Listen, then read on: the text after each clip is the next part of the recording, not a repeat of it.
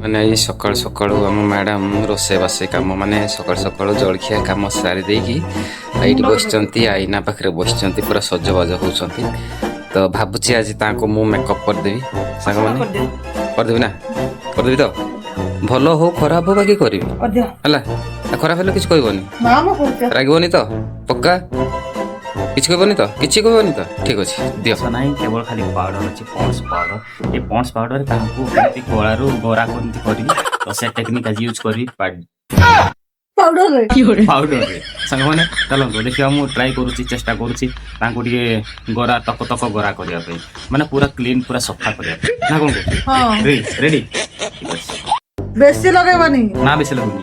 First ଆଗେ powder ଦେବି ହେଲା। ପାଉଡର ଦେଇ ସାରିଲା ପରେ କଣ କରିବ? ହାତରେ ଲଗେଇ ପକେଇବ?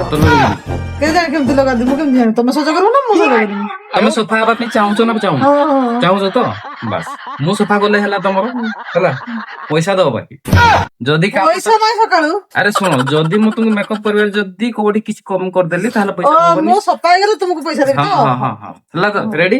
ବାକି ଆଜି ପାଉଡର ଲଗେଇ ଧଳା କଲେ ପଇସା ଦେବି। ନାଇଁ ଧଳା ନାଇଁ, ତମ ସଫା ପୁରା ଦେଖାଯିବ। ସଫା ହେଇସାରିଲା ପରେ। ପୁରା ସଫା ଦେଖାଯିବ। ଠିକ ଅଛି, ରେଡି? କେମିତି ଲଗଉଛ ଯେ? ଏମିତି ଲଗାନ୍ତି ନାଇଁ। ମୁଁ କରିଦେବି। ଆଖି ବୁଝୁନ, ଆଖି ବୁଝ, ଆଖି ବୁଝ, ଆଖି ବୁଝ।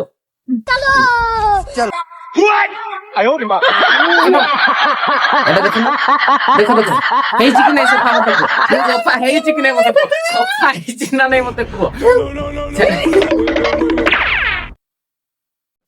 Hello friends, good morning. ଆଜି ପୁଣି ଗୋଟେ ନୂଆ ବ୍ଲଗ୍ରେ ଆପଣମାନଙ୍କୁ ସ୍ୱାଗତ କରୁଛି। ତ ସାଙ୍ଗମାନେ ବର୍ତ୍ତମାନ ସକାଳ ହେଇଛି 6ଟା, ଆଉ ତଣ୍ଟି ଫଣ୍ଟି ବସିଯାଇଛି, ଥଣ୍ଡା ବୋଧେ ପ୍ରବଳ ହେଇଯାଇଛି, ଶୀତ ଥଣ୍ଡା ବି ବହୁତ ଲାଗୁଛି ଜ୍ୱର ଫର ହେଇପାରେ। ଆଉ ଏବେ ବି ମୁଁ ଉଠୁଛି, କହିବେ ନାକ ପାକ ପୁରା ଜାମ୍ ହେଇଯାଇଛି ନା, ଭଲ ଲାଗୁନି, ମୋ ମୁଣ୍ଡ ଫୁଣ୍ଡ ବିନ୍ଧା ଲାଗୁଛି। ତାପରେ ଥଣ୍ଡା ଏପଟେ କମିବା ଥଣ୍ଡା ଏପଟେ କମି ଆସୁଛି, ଗରମ ଏପଟେ ବଢି ଚାଲିଛି। ତ କ୍ଲାଇମେଟ ଚେଞ୍ଜ ହବ ମାନେ ଅବଭିୟସଲି ଦେହ ବି ଖରାପ ହବ। ପୁରା ଛାତି ଫାତି ବି ଦରଜ କଲାଣି, ମୁଣ୍ଡ ବି ଦରଜ କଲାଣି, ନାକ ପାକ ପୁରା ଜାମ୍, ତଣ୍ଟି ବଥା। କଣ କରିବା? ଚାଲନ୍ତୁ ଏବେ ଉଠିବା, ଉଠି ଉଠାକି ନିତ୍ୟକର୍ମ ସାରିଦେବା, ତାପରେ ଆଗକୁ କଣ ହଉଛି ମୁଁ ଦେଖେଇବି ଆପଣଙ୍କୁ। ଆଉ ଆମ ମ୍ୟାଡାମ କୋଉଠି ଗଲେ କେଜାଣି, ସକାଳୁ ସକାଳୁ ବାହାରେ ବୋଧେ ଝାଡୁ କରିଦେବେ। କରିକି ଆଇଲ ସାଙ୍ଗମାନେ? ସକାଳୁ ସକାଳୁ ଆମର ପାଣି ଆସିଲାଣି, ଯିବା। ଘରେ ଶୋଇଛନ୍ତି ସବୁ, ଉଠି ନାହାନ୍ତି। ଏଇଠି ଆସିବେ ସକାଳୁ ସକାଳୁ। ଆମର ଏମିତି ପିଏଚଡି ପାଣି ଆସେ, ପାଣି ନ ରଖିଲେ ଦିନ ସାରା ପାଣି ଟିକେ ମିଳିବନି। ପାଣିର ସମସ୍ୟା ଏମିତି। ସକାଳ ହେଲା ମାନେ ଏଇଟା ଗୋଟେ ବଡ ସମସ୍ୟା। ସକାଳୁ ନିଦ ଭାଙ୍ଗୁ ନ ଭାଙ୍ଗୁ ପାଣି ଆସିଲା ମାନେ ଦୌଡ଼ି ଦୌଡ଼ି ପାଣି ବୁହ, ପାଣି ରଖ, ନହେଲେ ବାଥରୁମ ଯିବା ବନ୍ଦ, ରୋଷେଇ ବାସ ବନ୍ଦ, ସବୁ ବନ୍ଦ।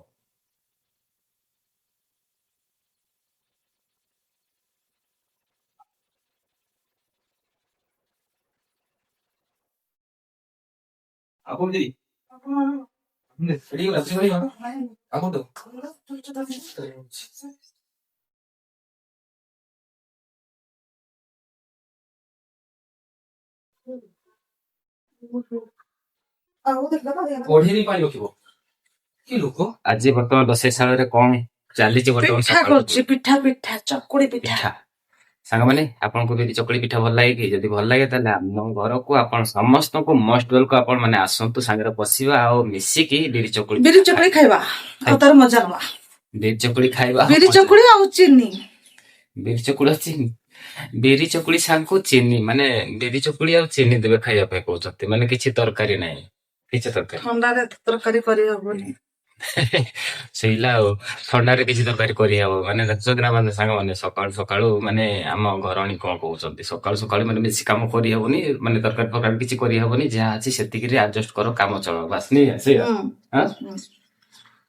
ତ ଏଇଟା ଦେଖିପାରୁଥିବେ ସାଙ୍ଗମାନେ, ଆମର ବିରି ଚକୁଳି ପିଠା ଆରମ୍ଭ ହେଇଯାଇଛି। ବହୁତ ବଢିଆ ଲାଗୁଛି ଦେଖିବା ପାଇଁ। ଏଇଟା ଗୋଟେ ବନା ହେଇଛି ନି, ଏଇଟା ଗୋଟେ ବନା ହେଇଛି। ଚାଲନ୍ତୁ ସାଙ୍ଗମାନେ ବିରି ଚକୁଳି ପିଠା ବନେଇବା ଆରମ୍ଭ କରିବା ଆଉ ସାରିବା, ତାପରେ ଖାଇବା।